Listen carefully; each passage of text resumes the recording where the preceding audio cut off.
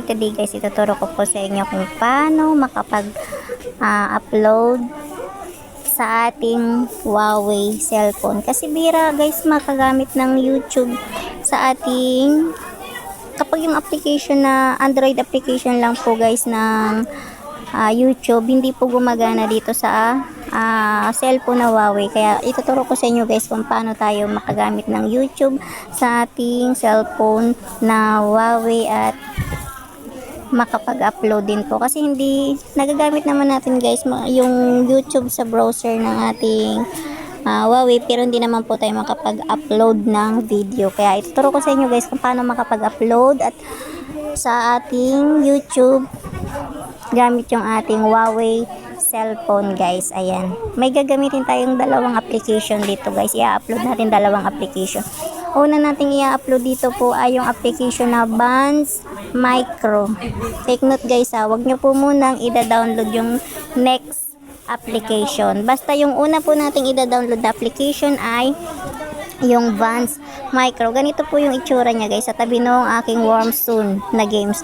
Ito siya, click po natin yan. May i-open tayo dyan sa application na yan. Click yung settings po. Ayan, dito sa ating settings may makikita ka dyan na Google Device Registration at Cloud Messaging. Kailangan naka-off po yan, dalawa yan. I-off lang natin. Nagamit ko na kasi yan guys, kaya naka-off na yan. So kapag in-open nyo po yan, automatic naka-on pa yan. So kailangan mo pong i-off yung dalawang application na yan. So kapag na-off na natin yung application na yan guys, pwede na nating i-download yung second application na kailangan natin. So punta tayo dito sa ating App Store. Ayan, dito naman po sa ating App Store, dito naman po natin i-download yung etong Buns, etong YouTube Buns. Ito siya guys, YouTube Buns. Ay nako, tila may problema. YouTube Buns. Ayan, ganito guys, ito. Click natin yung ating application. Ayan, dito po i-search natin yung YouTube Buns. Ayan, Buns. Ayan, ganyan po yung niya, spelling niya. Ayan, pasensya na guys, medyo maingay yung background ng aking video guys. Ayan. So, ayan, makikita nyo dito guys, na-download ko na yung YouTube Buns official. Open na lang po yung gagawin natin.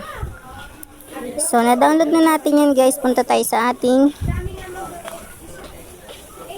YouTube Buns. Click natin yan guys. Ito.